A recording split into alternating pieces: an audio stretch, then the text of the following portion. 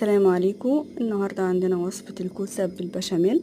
يا رب الوصفة تعجبكم. قبل ما نبتدي نسمي بسم الله الرحمن الرحيم وصلي على رسول الله.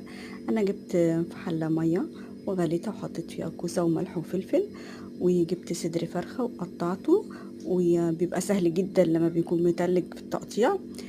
وجبت طاسة وحطيت فيها بصل، وحطيت معلقة سمن ومعلقة زيت.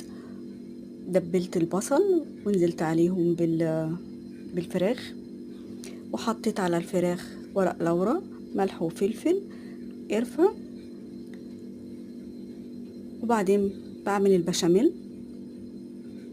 حطيت 3 معالق دقيق و3 معالق سمن، ونزلت عليهم بالحليب، وحطيت مية السلق بتاعت الكوسة، وعززت الطعم بمعلقة لبن بودر، وحطيت عليه كمان جبنة موزاريلا وملح وفلفل ورشة جوز الطيب.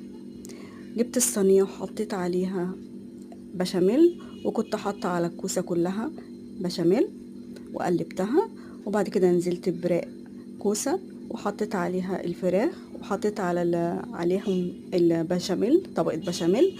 وبعد كده نزلت كمان بالكوسة بقيتها كلها، وحطيت بعديها البشاميل كله،